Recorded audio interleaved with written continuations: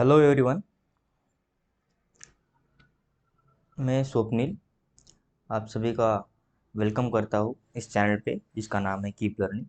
तो देखिए, आज से हम शुरू करने जा रहे हैं प्रीवियस ईयर क्वेश्चन सीरीज। हर यूनिट पे टॉपिक वाइज क्वेश्चन सीरीज, हर क्वेश्चंस को हम सॉल्व करेंगे। तो सबसे पहले पहला यूनिट है यूनिट एंड मेजरमेंट। इस यूनिट से कम मतलब पिछले 36 ईयर से 50 से 55 तक क्वेश्चंस आ चुके हैं, सभी हम देखेंगे। तो शुरू करते हैं। Question number one. Question number one, the angle of 1 minute of arc in radian is nearly equal to. तो देखिए, सबसे पहले तो ये जो क्वेश्चन है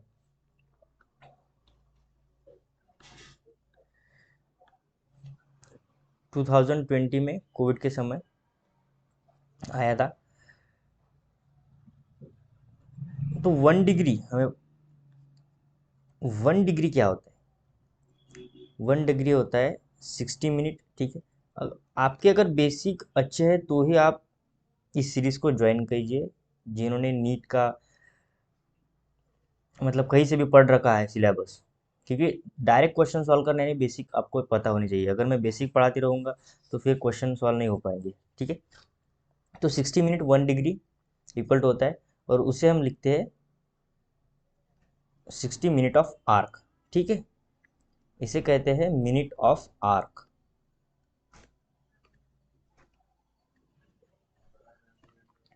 यानी 1 मिनट ऑफ आर्क होगा 1 डिग्री डिवाइड बाय 60। ठीक है, अब 1 डिग्री को हम लिख सकते हैं पाई बाय 180। ठीक है, पाई इक्वल टू 180 डिग्री, यानी 180 डिग्री को हम लिख सकते हैं पाई बाय 180, और ये हो जाएगा रेडियन में, क्योंकि हमें रेडियन में पूछा है। अगर आप इसे सॉल्व करो तो ये आ जाएगा लगभग 9.21 इंटू 10⁻⁻⁴ रेडियन। ओके, आप इसे खुद सॉल्व कीजिए तो ये आंसर आएगा इसका डी। ठीक है, आई होप आपको अच्छी तरह समझ आ गया होगा। Question number two, the damping force on an oscillator is directly proportional to the velocity. The unit of the constant of proportionality r। ठीक है, क्वेश्चन को अच्छी तरह से पढ़िए। क्या है कि damping force of an oscillator is directly proportional to the velocity. ठीक है, यानी जो डैम्पिंग फोर्स है वो डायरेक्टली प्रोपोर्शनल है वेलोसिटी के। अब हमें क्या निकालना है? Unit of constant proportionality are. यानी अगर हम इस प्रोपोर्शनलिटी साइन को हटा दें, ठीक है,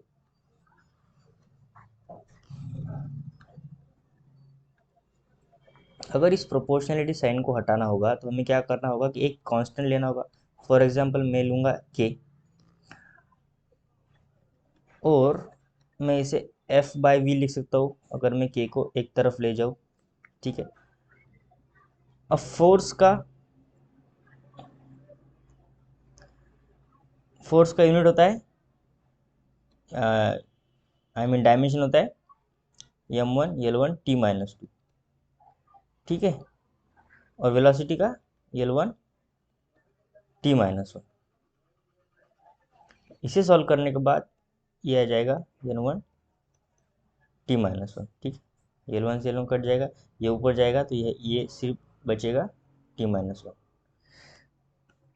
इसे अगर हम यूनिट में कन्वर्ट करें तो केजी सेकंड इनवर्स। ठीक है, तो इसका आंसर आएगा C, kg second inverse. Question number 3 देखिए, if E and G respectively denote energy and gravitational constant. ठीक है, ई और जी क्या है? दोनों ही एनर्जी का और gravitational constant respectively. Okay, then E by G has the dimension of. E by G का डायमेंशन हमें निकालना है। तो सबसे पहले ई, अब ई क्या है, एनर्जी है, ठीक है।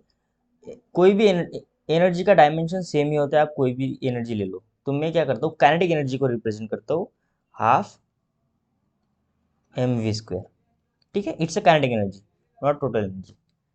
We can see the total energy, क्योंकि कुछ भी करो एनर्जी का डायमेंशन तो सेम ही आएगा। इसका डायमेंशन अगर मैं लेता हूँ तो 1/2 तो कांस्टेंट है, तो ये आ जाएगा 1 इन एम, और वेलोसिटी स्क्वायर तो ये आ जाएगा 2 in length minus 2 in time, ठीक है।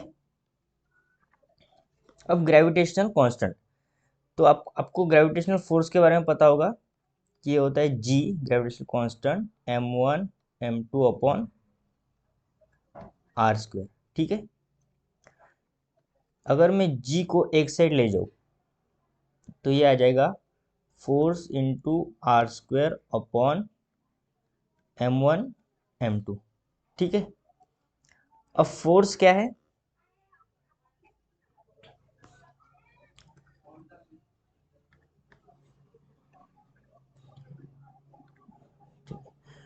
फोर्स का डायमेंशन लिखो, 1 इन मास,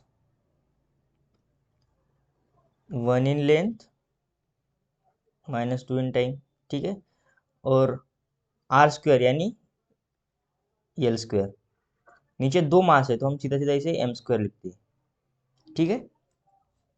इसे सॉल्व करने के बाद ये आ जाएगा -1 in mass, 3 in length minus 2 in time, ठीक है। -1 in mass, 3 in length minus 2 in time, ये आ गया आपका जी का। हमें पूछा है ई बाई जी, तो हमने जो डायमेंशन निकाले 1 एंड 2 सीधे सीधे पुट कर देंगे form 1 and 2।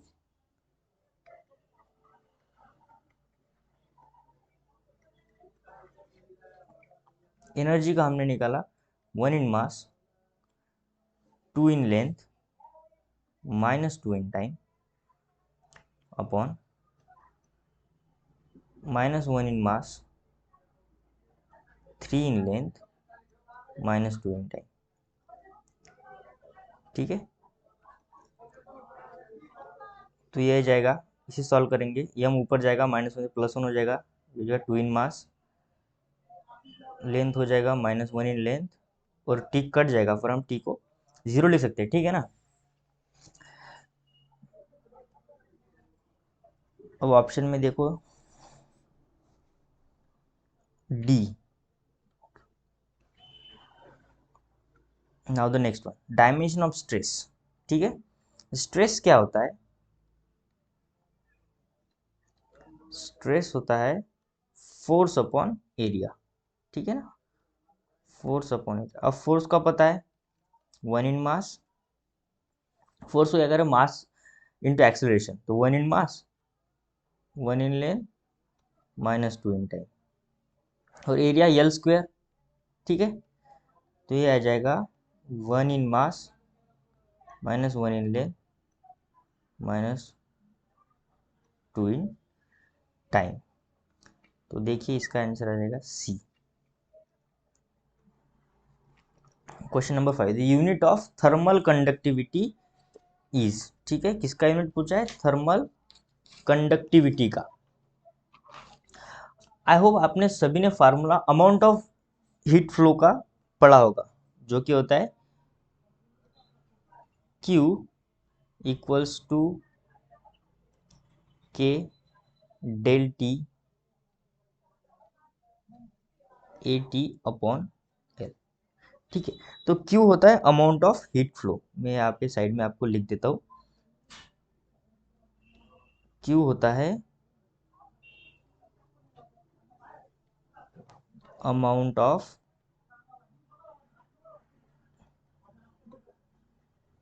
Heat flow, L thickness of the slab, ठीक है।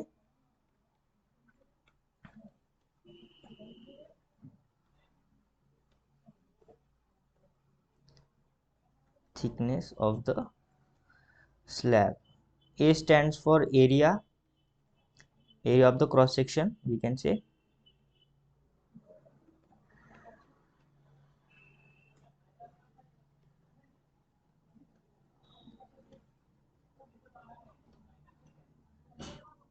then T stand for time,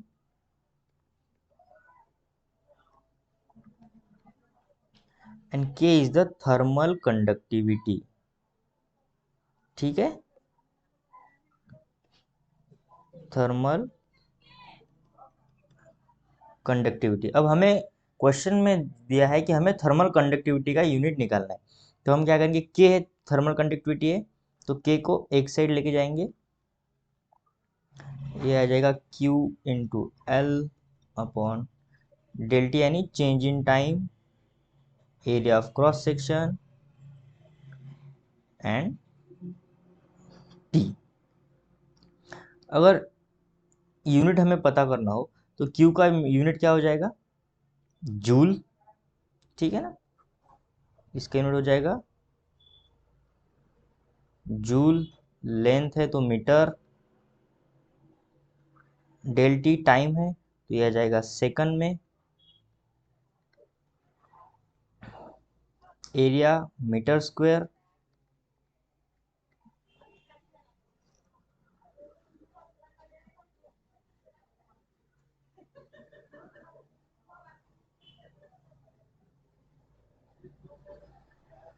okay, we have some mistake here, del t it's not a change in time, it's a temperature, okay, it's a temperature, so the it's तो temperature का आएगा kelvin, okay, so change in temperature, okay, del T it's mean change in temperature not a time, तो हमें पता है ये जाएगा kelvin, और this T it stand for time, so बस इट्स सेकंड। तो यहाँ से हम लिख सकते हैं जूल पर सेकंड को हम लिख सकते हैं वैट, ठीक है ना,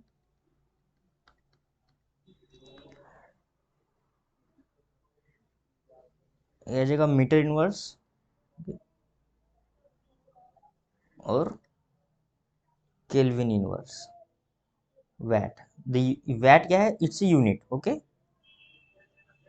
वैट क्यों लिखा ये भी मैं आपको लिख सकता हूँ, it's a unit, the unit of the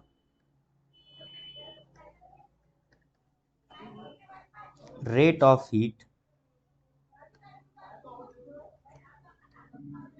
rate of heat transfer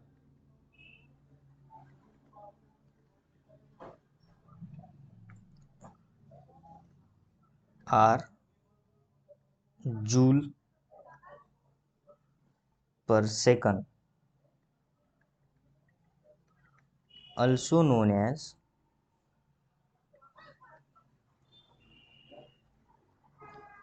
a VAT, ठीक है, जूल पर सेकंड को हम क्या लिख सकते हैं, वैट, तो VAT metre inverse kelvin inverse, ठीक है, इट्स अ मीटर, मास मत कीजिए इसे, ठीक है, क्योंकि हमें यूनिट, हम यूनिट पता कर रहे हैं, ना कि डायमेंशन। तो देखिए कौन सा option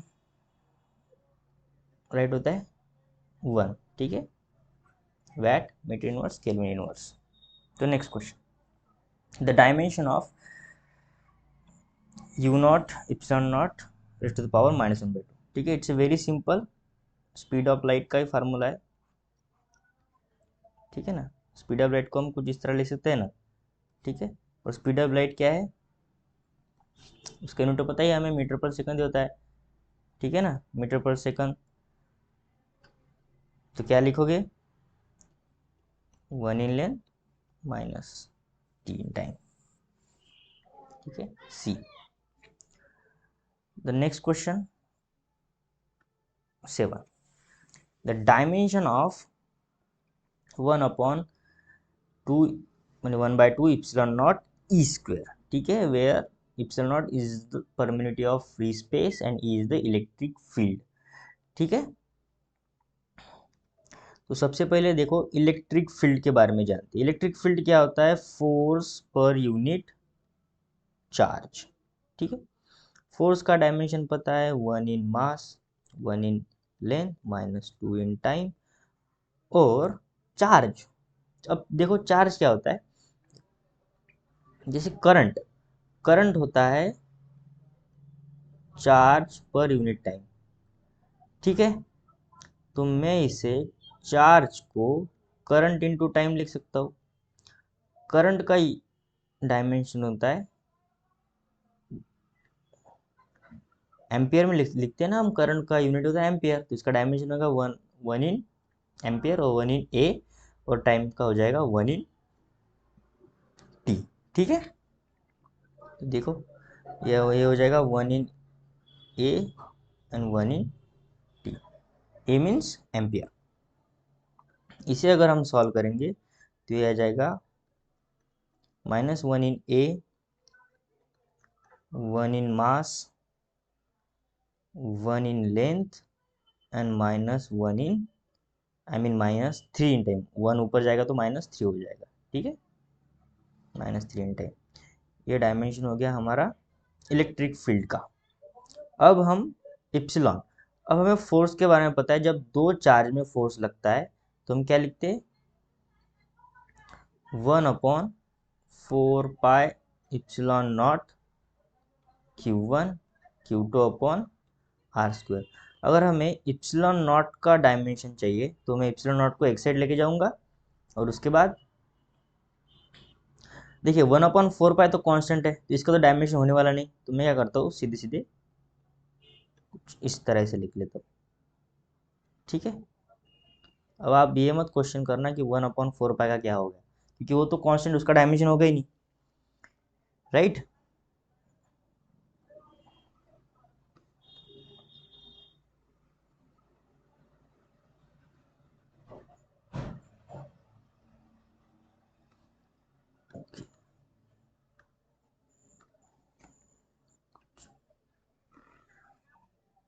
we have some problem here, okay.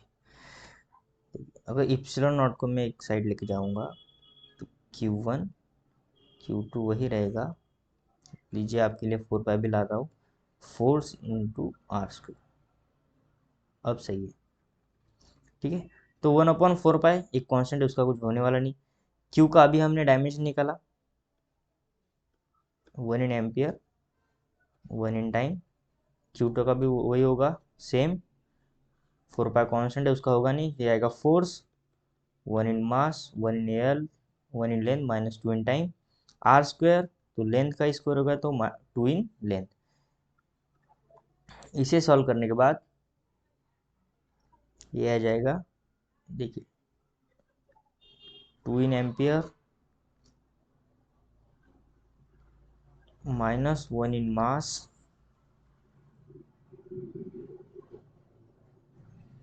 Four in time and minus three in length, ठीक है। अब इसे सॉल्व करते हैं,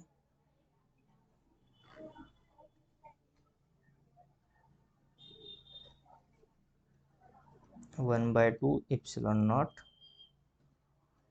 ई स्क्वायर, तो इप्सिलॉन नॉट का हमें अभी डायमेंशन पता चला है जो हमने अभी सॉल्व किया है, इसे वन और इसे मैं टू कहता हूँ, ठीक है। A square minus one in mass, four in time, minus three in health, और ई स्क्वायर, अब ई को स्क्वायर करना है, ठीक है। तो ये हो जाएगा minus two in ampere, two in mass, two in length, और ये हो जाएगा माइनस सिक्स इन टाइम। इसे सॉल्व करने के बाद ये आ जाएगा one in mass, minus two in time, minus one in length, ठीक है।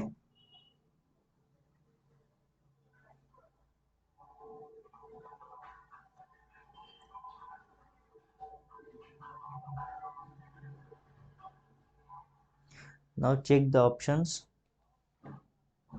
देखिए C is the right option, okay. Now the question number is 8, if the dimension of the physical quantity are given by, ठीक है, m raised to the power a, l raised to the power b, and t raised to the power c. Then the physical quantities will be, ठीक है, velocity. अब देखो velocity का क्या हमें पता है कि 1 in length and minus 1 in time होता है.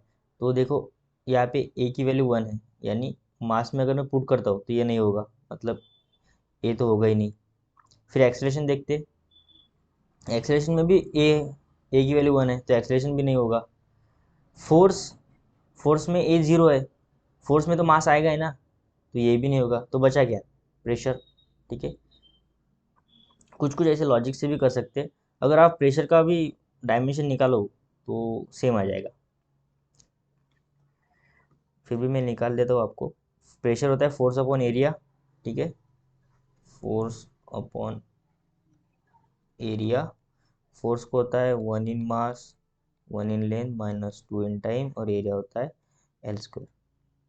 तो ये हो जाएगा 1 in mass minus 1 in L minus 2 in time. ठीक है, देखो अगर मैं ए की जगह 1 पुट करता हूँ, बी की जगह -1 और सी की जगह -2, तो सेम आंसर मिलेगा. ठीक है, next question. Which of the following 5 physical parameters have the same dimensions. ठीक है, पांचों में से कौन कौन से फिजिक पैरामीटर्स के डायमेंशंस सेम है. तो हम क्या करेंगे, सभी के डायमेंशन निकालेंगे फिर हम चेक करेंगे. ठीक है, सबसे पहले ए क्या है, एनर्जी डेंसिटी.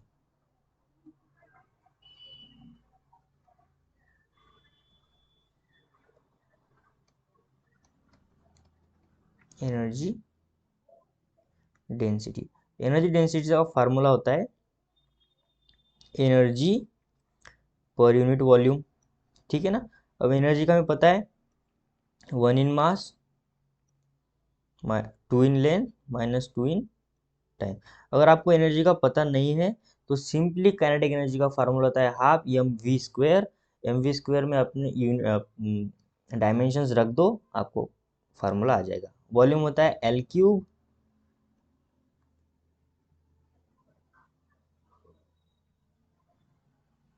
ठीक है, तो ये आ जाएगा 1 in mass minus 1 in length minus 2 in time. ठीक है,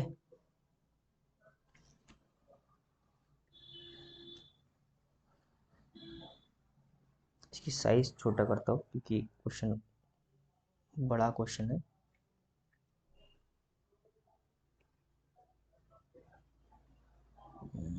क्वेश्चन भी हट जाएगा. ओके, कुछ नहीं होता.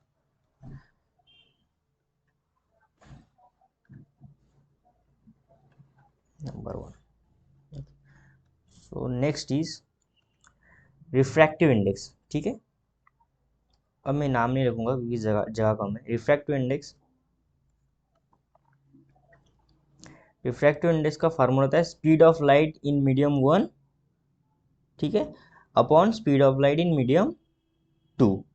सो बेसिकली ये जो क्वांटिटी है डायमेंशनलेस क्वांटिटी है, क्योंकि स्पीड ऑफ लाइट ऊपर आएगा स्पीड ऑफ लाइट नीचे आएगा, कैंसिल हो जाएगा. ठीक है, सो इट्स इट्स ए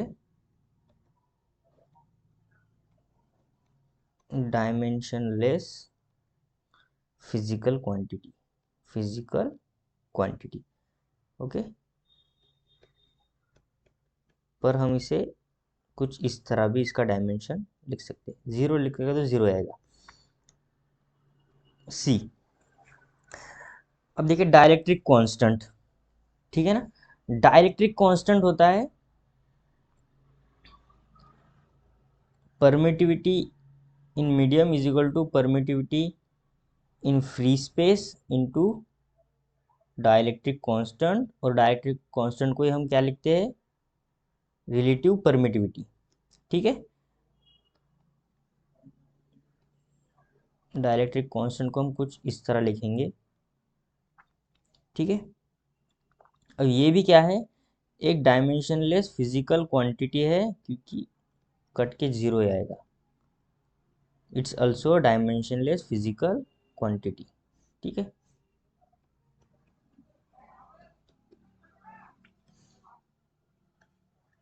अब डी पे चलते हैं। Young modulus. यंग मॉडुलस क्या होता है, stress upon strain.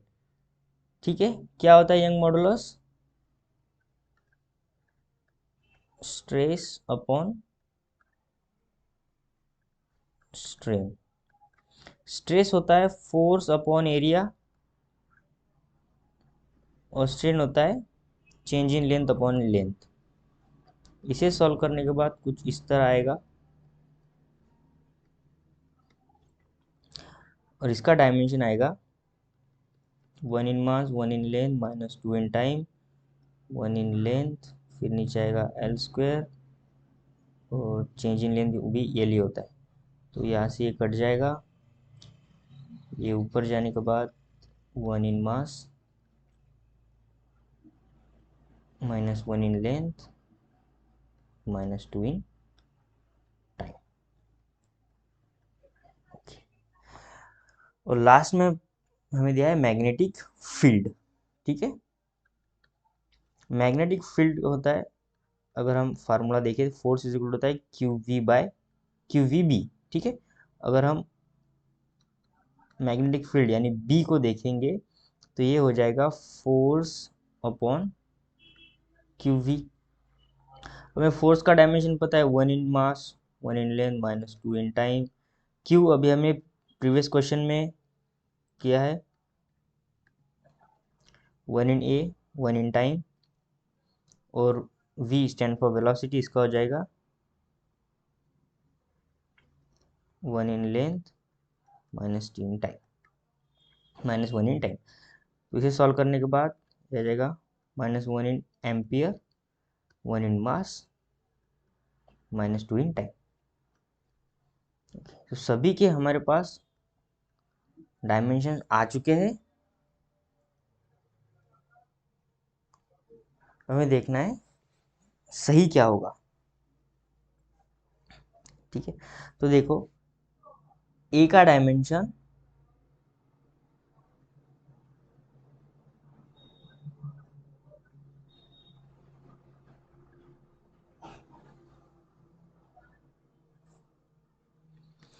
Zero zero भी होगा और ए और डी। ठीक है, एनर्जी डेंसिटी और यंग मॉडुलस। तो इसका आंसर आएगा 4, क्योंकि देखो बी और सी भी सेम ही है, पर यहाँ पे कोई ऐसा ऑप्शन है नहीं बी और सी, क्योंकि जीरो जीरो है। तो हम क्या करेंगे, इसे डायमेंशनलेस क्वांटिटी मानेंगे तो डायमेंशन लिखेंगे ही नहीं, तो ए और डी आ जाएगा। पर अगर इन केस ऐसा कोई ऑप्शन हो जहाँ पे बी और सी भी इंक्लूड है, तो ऐसा नहीं होगा दोनों दो, मतलब एक ही क्वेश्चन में दो दो सही आंसर होंगे। आपको बोथ ऑफ यू ऐसा कोई कोई ऑप्शन मिलेगा, तो चेक कर चेक करके आप सॉल्व करें। ठीक है, तो इसका तो आंसर 100% कन्फर्म है, डी होगा, ए और डी। ठीक है, next question, dimension of resistance in an electrical units in terms of dimension of mass length and time and current। ठीक है, हमें रेजिस्टेंस का फार्मूला यानी रेजिस्टेंस का डायमेंशन जानना है। तो हमें फार्मूला पता है v is equal to I r. ठीक है, r को मैं लिख सकता हूँ v अपॉन आई। ठीक है, v यानी potential difference and current. Potential difference को मैं लिख सकता हूँ work done per unit charge. ठीक है ना, वर्क डन, ये हो गया चार्ज यूनिट से पोटेंशियल। तो v को लिखूंगा work done per unit charge. अब वर्क फोर्स इंटू डिस्प्लेसमेंट होता है, तो 1 in mass 2 in length minus 2 in time, ठीक है ना। फोर्स इंटू डिस्प्लेसमेंट मतलब पहले फोर्स का डायमेंशन एंड डिस्प्लेसमेंट एल। और क्यू, अब देखो अभी हमने क्यू का तो हमें याद ही होना चाहिए अब। और करंट का आ जाएगा ए एम्पीयर इनवर्स। इसे सॉल्व करने के बाद 1 in mass 2 in length minus 3 in time,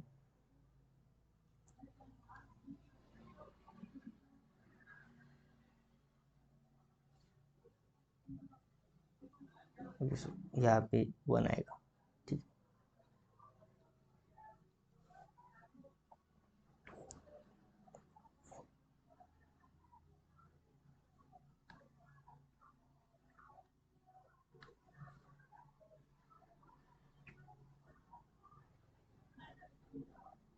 -1 ampere,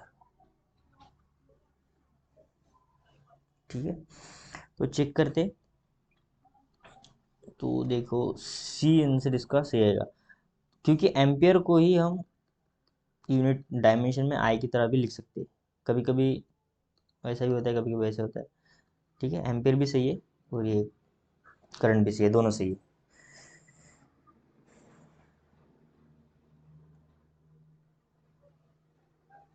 so 11 question, dimension of universal gravitation constant. अभी हमने ग्रेविटेशन कांस्टेंट का डायमेंशन निकाला है। जी को हम क्या किस तरह लिख सकते हैं, f r square upon m1 m2। F का पता है 1 in mass 1 in length minus 2 in time r square, जो कि एल स्क्वेयर होगा। और 2 बार m नीचे है तो एल एम स्क्वेयर, ये आ जाएगा -1 इन मास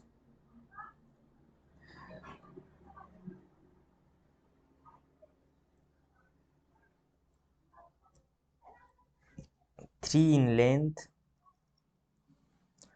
और हो जाएगा -2 इन टाइम।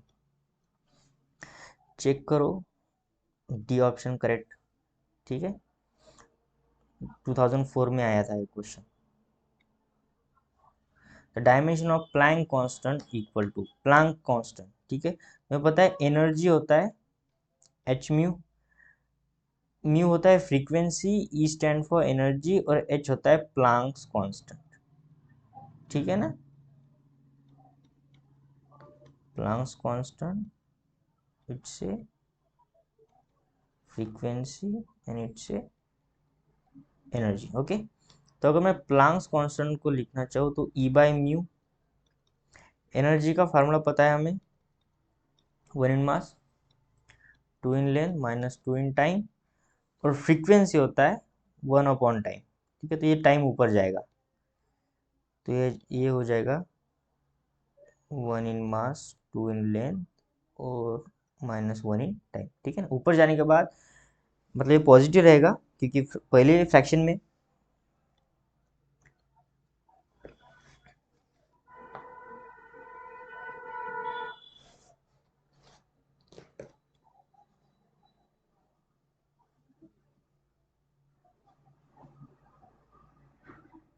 तो ये आ गया हमारा प्लैंक्स कांस्टेंट।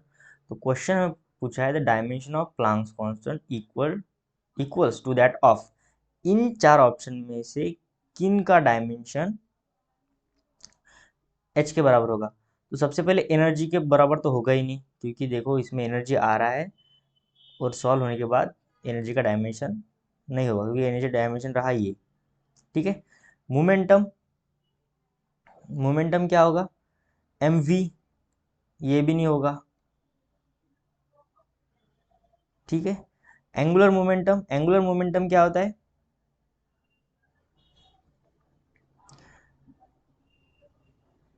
एंगुलर मोमेंटम होता है इनर्शिया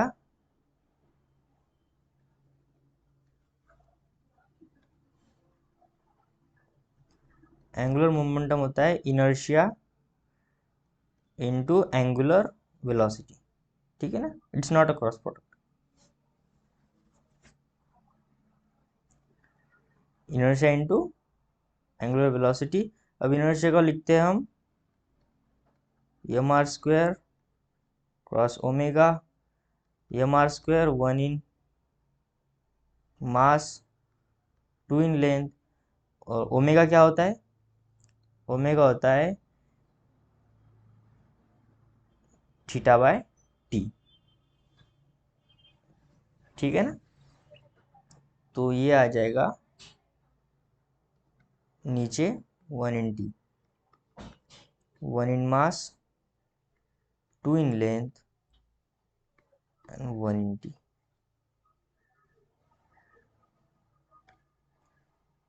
ठीक है, किसके बराबर आ गया? एंगुलर मोमेंटम के बराबर आ गया, प्लांक्स कांस्टेंट।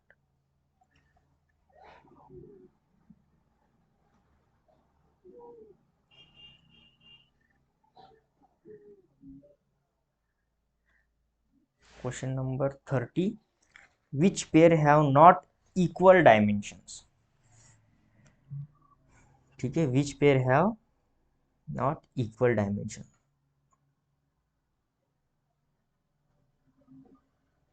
तो देखो, एनर्जी और टॉर्क, एनर्जी और टॉर्क, यानी टॉर्क होता है I moment of inertia into angular acceleration, तो एनर्जी ये नहीं होगा।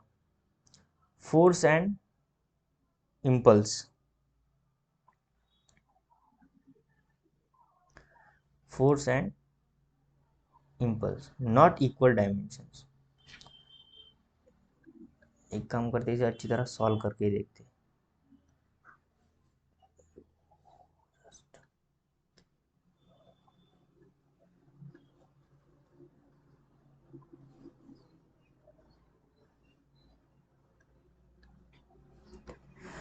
क्वेश्चन को एक बार पढ़ लेते हैं, which pair have not equal dimension. ठीक है, नॉट इक्वल डायमेंशन। तो अगर मैं लॉजिक देखूं तो फोर्स, ठीक है, और इम्पल्स, ठीक है, इम्पल्स होता है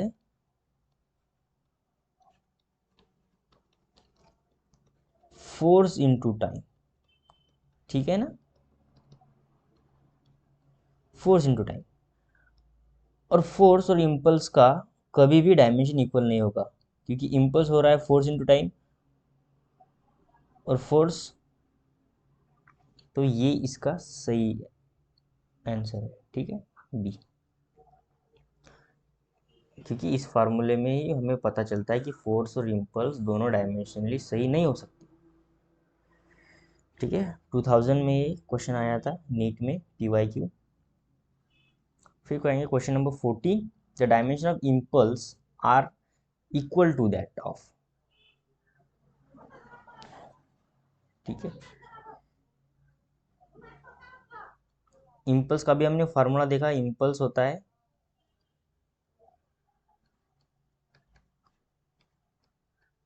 फोर्स इनटू टाइम। ठीक है, 1 in mass 1 in length minus 2 in time, जाएगा ओवर एक टाइम।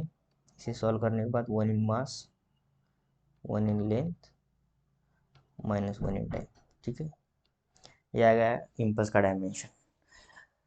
प्रेशर, प्रेशर होता है फोर्स अपॉन एरिया। ठीक है, तो प्रेशर आएगा नहीं, फोर्स अपॉन एरिया आएगा नहीं। फिर आ रहा है लीनियर मोमेंटम,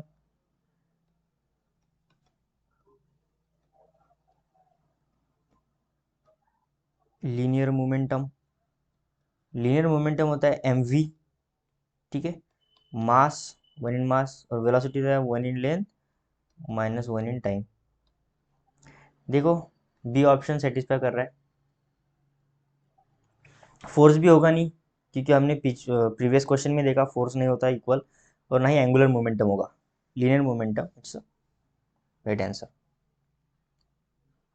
क्वेश्चन नंबर 50 देखते हैं, which of the following dimensions will be the same as that of time? Which of the following dimensions will be the same as that of time? ठीक है,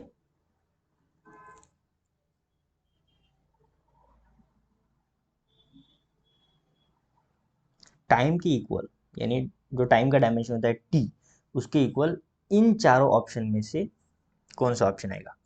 तो देखो चारों ऑप्शन में L, are और सी दिया है, तो हम क्या करेंगे, सबसे पहले डायमेंशन निकालेंगे आर का, एल का, ठीक है।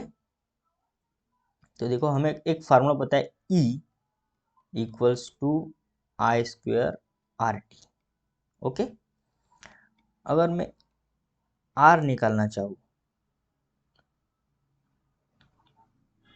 रेजिस्टेंस निकालना चाहूँ, तो ये हो जाएगा e upon I square t, ठीक है।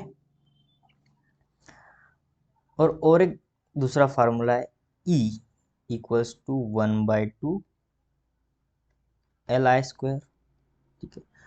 यहाँ से अगर एल का फार्मूला हमें मिलेगा E into 2 × E upon I square, ठीक है।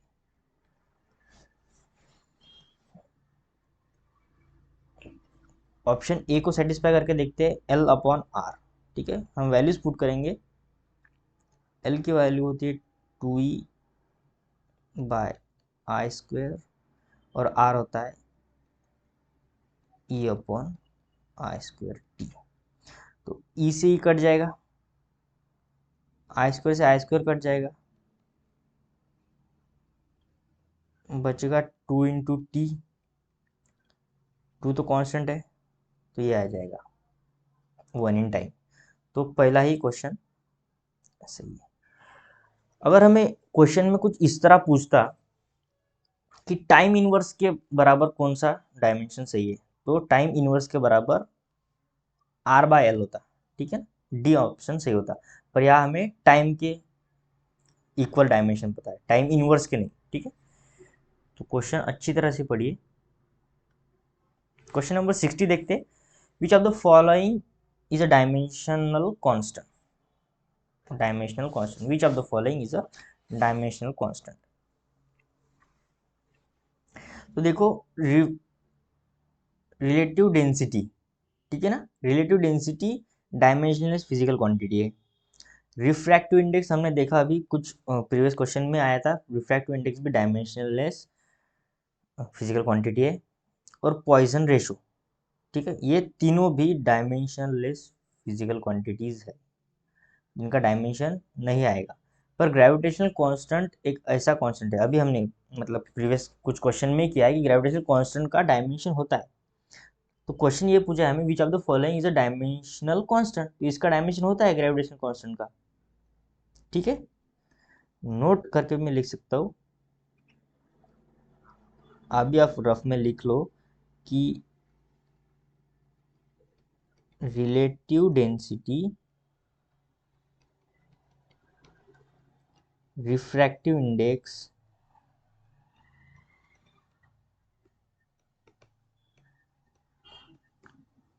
And Poisson ratio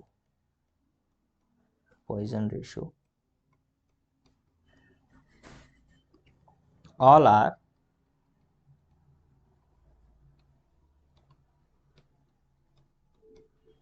dimensionless physical quantities,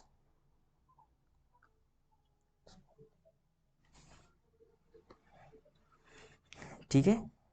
next question 70, the dimension of r c is, ठीक है ना। तो देखो हमें आर जो रेजिस्टिविटी का रेजिस्टेंस का फॉर्म पता है, वी अपॉन आई, और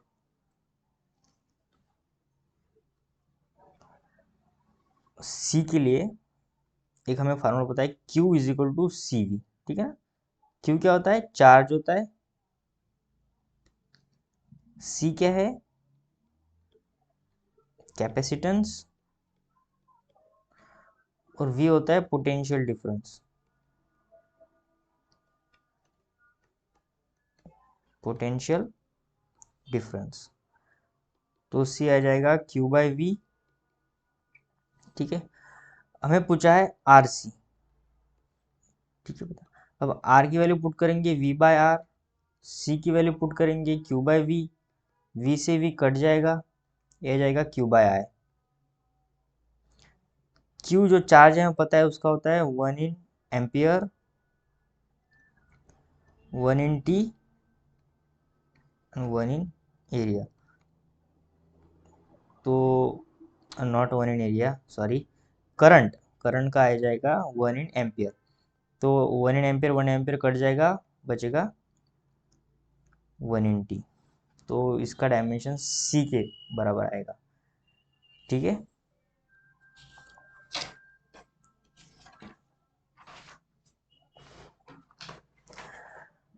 आई होप आपको सभी क्वेश्चंस अच्छी तरह पता चल चल चुके होंगे, यानी अच्छी तरह आप कंसिडर उसे कर लेंगे, समझ भी आ गए होंगे।